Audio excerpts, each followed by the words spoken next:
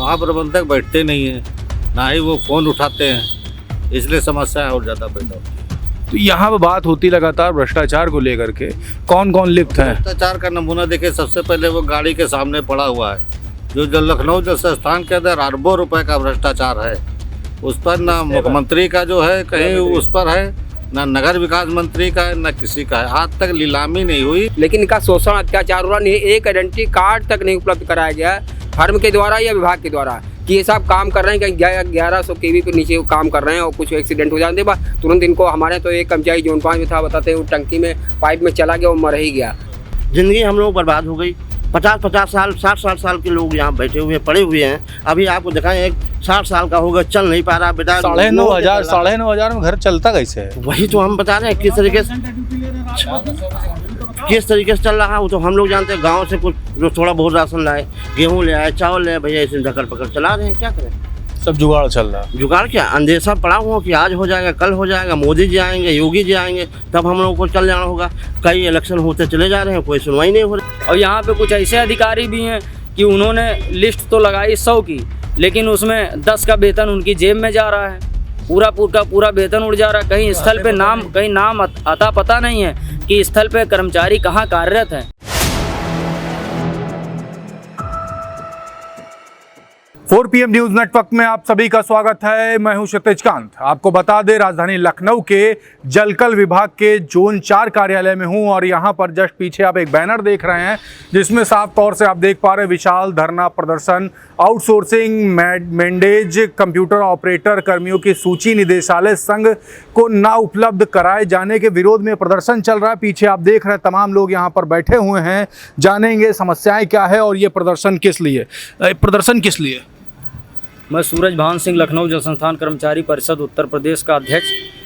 ये जो संघ द्वारा आज प्रदर्शन किया जा रहा है, इसका मुख्य उद्देश्य जो यहाँ पे जोन में या विभाग में जो आउटसोर्सिंग कर्मी जो कार्य कर रहे हैं उनकी सूची शासन को उपलब्ध कराया जाना था, जिसके क्रम में शासन ने पूर्व में निर्देश किया हुआ है, बाई लेटर निर्देशित किया है विभागाध्यक्षों को, हमारे महाप्रबंधक को, कि इनकी सूची उपलब्ध कराई जाए शासन को, जिससे इनका वेतन इनके डायरेक्ट खाते में आहरित करें और उनको पूर्ण वेतन का भुगतान दिया जा सके। अच्छा, पता ये भी चलता है कि जैसे मान लीजिए 100 कर्मचारी यहाँ पे कार्यरत हैं तो 60 लोग की तो तनख्वाह आती, बाकी 40 लोग का खा लिया जाता है। देखिए, ये बात कुछ ऐसी है कि जो यहाँ पे कर्मचारी दिखाए जाते हैं वो स्थल पे कार्यरत नहीं हैं। जो कर्मचारी दिखाए जाते हैं सूची में कि ये कर्मचारी जिसका भुगतान किया जाता है वो स्थल पे हैं ही नहीं। उनका भुगतान इन लोगों की जेबों में जाता है, वो अधिकारियों की जेब में जाता है, वो अपनी जेब गर्म करते हैं। इसीलिए भ्रष्टाचार के आकंठ में डूबे और भ्रष्टाचार को बढ़ावा दे रहे हैं। वो पैसा नीचे से ऊपर तक बंदर बांट किया जाता है। यदि ऐसा ना हो तो कई बार संघ द्वारा शिकायत की गई है, कई अन्य संगठनों द्वारा भी शासन स्तर तक लिखा पढ़ी में शिकायत की गई है, लेकिन उस पर आज तक कोई कार्रवाई नहीं हुई है। शासन जाकर लीपापोती कर देते हैं सब लेन देन के माध्यम से। तो ये पैसा ऊपर से नीचे तक बंदर बांट होता है, क्योंकि सालों से ये हम लोग की मांग है कि आउटसोर्सिंग के माध्यम से जो कर्मचारी काम कर रहे हैं उसमें पारदर्शिता लाइए। एक समान कार्य समान वेतन दीजिए। उनकी वेतन वृद्धि तक नहीं की जा रही है, जबकि कई फर्मों के माध्यम से ये कर्मचारी लिए गए हैं, उनके माध्यम से कार्यरत हैं। कुछ जोनों में तो कैश में भुगतान किया जा रहा है, अभी कैश में भुगतान किया जा रहा है, जबकि वर्तमान में 10,500 रुपये इन लोगों को मिलता है। लेकिन लगातार आप लोग आवाज़ उठाते रहते हैं, सुनवाई एक बार भी नहीं होती। सुनवाई बार बार होती है, घपला कर दिया जाता है। प्रधानमंत्री जी को हम लोगों को दिया, मुख्यमंत्री जी को दिया, वहाँ से आया, इन्होंने गलत रिपोर्ट भेज दी, जिसका हम लोग फिर रिकॉर्ड करके भेज रहे हैं। इन्होंने भेज दिया। नगर विकास मंत्री से बात नहीं हुई? नगर विकास मंत्री से हमारी कोई बात नहीं हुई। लेटर गए, मुख्यमंत्री के पास लेटर गए, उनके उस पर गए।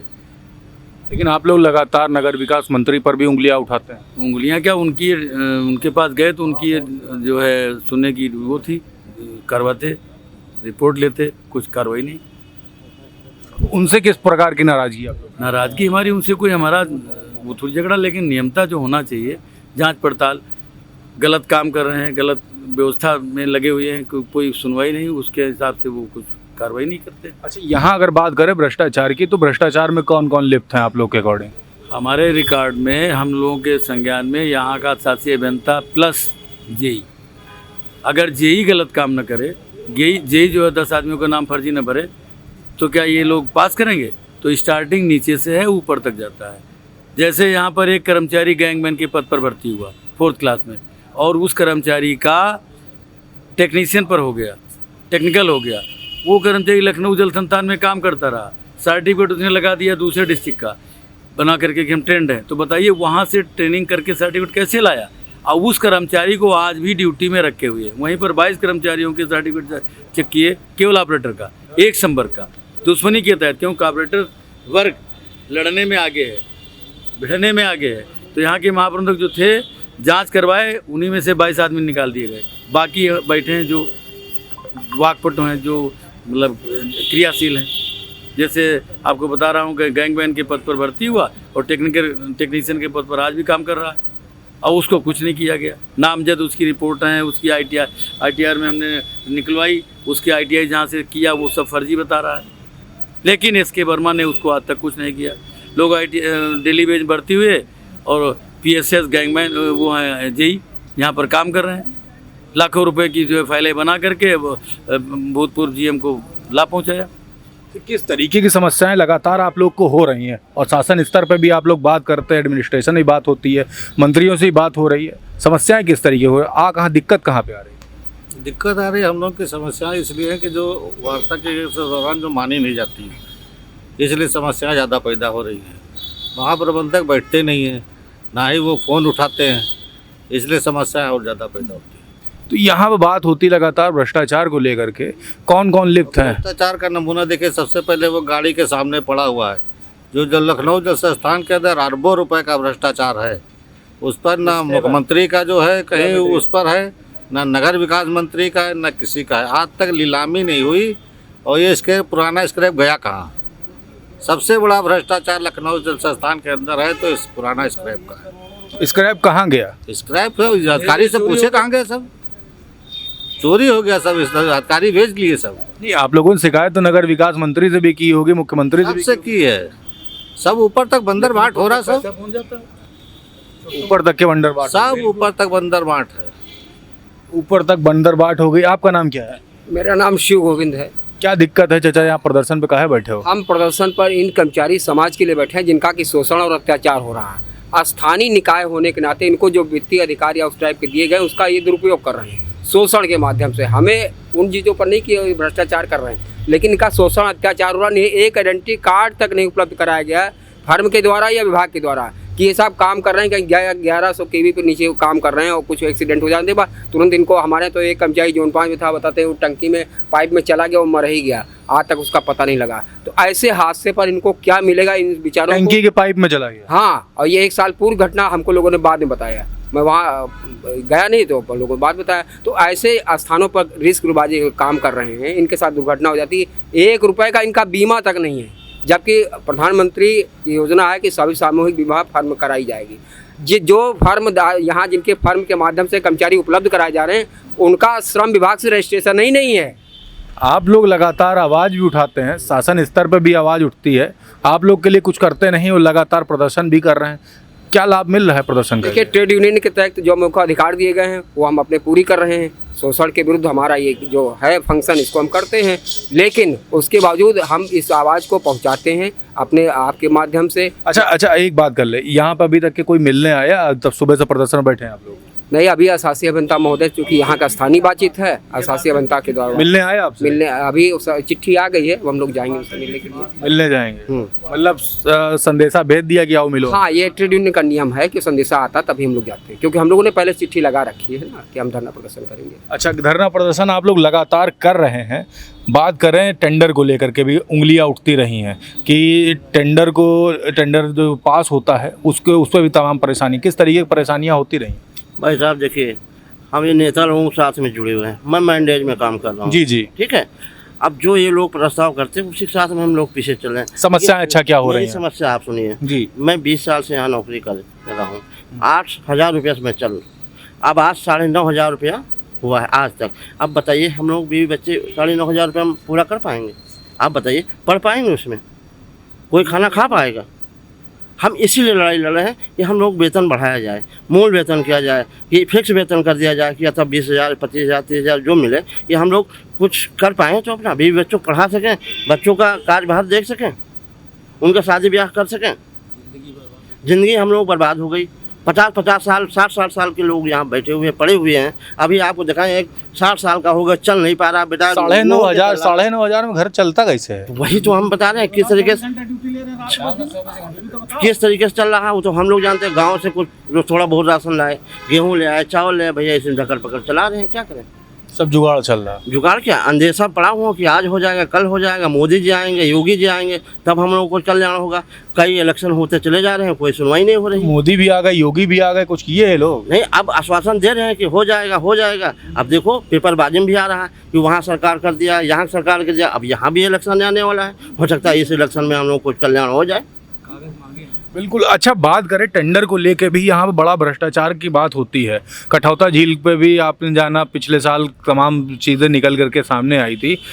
टेंडर को लेकर के ये भी पता चलता है कि कई छोटे अखबारों में से निकलवा दिया जाता है और टेंडर पे बड़े स्तर पे खेल कैसा चल रहा है? देखिए, हमारे यहाँ जो महाप्रबंधक हैं उनको 5 लाख रुपए की वित्तीय पावर है, तो उस पावर को ये मिसयूज करते हैं।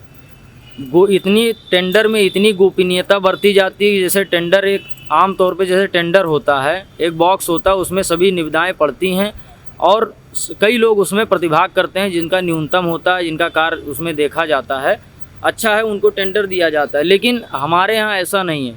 यहाँ पे विभाग में ऐसा है कि कुछ छोटे गोपनीय पेपरों में निकाला जाता है और जो फर्में पहले से कार्यरत हैं, जो सालों से जो कार्यरत हैं, जो उन्हीं फर्मों को वो टेंडर स्वीकृत कर दिया जाता है, उन्हीं फर्म को टेंडर दे दिया जाता है।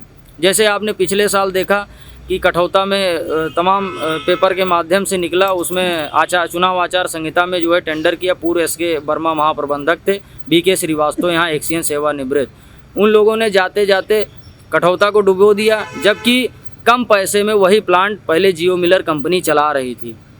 अब वही प्लांट मतलब इतनी वित्तीय स्थिति खराब कर रहे हैं ये अधिकारी, लूट रहे हैं एक तरफ से कि आकंठ में डुबो रहे हैं बिल्कुल विभाग को। तो इस तरह से टेंडर में इतनी धांधली होती है कि उन्हीं फर्मों को बाहर से आप ऐसा टेंडर में पारदर्शिता लाइए कि बाहर से लोग उसमें प्रतिभाग करें। हो सकता है कि कम। एक बात करें, नगर विकास मंत्री को क्या इन सब चीज़ों के बारे में मालूम है? नहीं, नगर विकास मंत्री को हम लोगों ने लिखा पढ़ी किया है, लेकिन उसके बाद उस पर कोई कार्रवाई नहीं हुई है। क्यों नहीं होती है, क्या वजह मानते हैं? इसकी वजह साफ ये है कि इसमें नीचे से ऊपर तक खेल है। ऊपर कौन है? ऊपर मतलब यहाँ से मतलब JE स्तर से शुरुआत होती है, महाप्रबंधक फिर शासन स्तर में। मेन भ्रष्टाचार तो शासन में भी है ना, कि यहाँ से हम लोग पत्र भेजते हैं, वहाँ से जवाब में हो जाता है, जाते मिल लेते हैं, सब हीला वाले सब साफ हो जाता है, सब बंदर बांट हो जाता है कि आपकी शिकायत है, आइए गए, सब बात हो गई। तो इस तरह से ये कार्य चल रहा है। लेकिन वर्तमान सरकार माननीय योगी जी की सरकार है, हम लोग यही प्रतीक्षा में हैं कि कार्रवाई ज़रूर होगी, भ्रष्टाचारियों के खिलाफ कार्रवाई ज़रूर होगी। इसी का हम लोग वेट कर रहे हैं। मांगे क्या हैं आपकी प्रमुख? आज की हम लोगों की जो विशेष मांग है वो आउटसोर्सिंग की सूची है। जो विभाग में यहाँ पे वर्कर कार्यरत हैं प्राइवेट, उनकी सूची विभाग संघ को उपलब्ध कराए और निदेशालय को, जिससे उनका वेतन डायरेक्ट खाते में उनके जा सके पारदर्शिता के साथ। और जो 10 ठेकेदार हैं, 100 उन्होंने आहरित कराया, 100 उन्होंने आहरित। ये भ्रष्टाचार बंद होना चाहिए, तभी ये आधा आधा का बंदरबांट ख़त्म होगा। और यहाँ पे कुछ ऐसे अधिकारी भी हैं कि उन्होंने लिस्ट तो लगाई 100 की, लेकिन उसमें 10 का वेतन उनकी जेब में जा रहा है, पूरा वेतन उड़ जा रहा है। कहीं स्थल पे नाम अता पता नहीं है कि स्थल पे कर्मचारी कहाँ कार्यरत है। इस तरह की दोहरी नीति, इस तरह का भ्रष्टाचार, ये कहीं का नियम नहीं है ना। कोई भी काम होता है वो नियमानुसार होता है। तो ये सारी समस्याएं हैं, ये सारी समस्याएं हम लोग आपके माध्यम से, मीडिया के माध्यम से सरकार तक पहुंचाना चाहते हैं कि इसमें कुछ करें।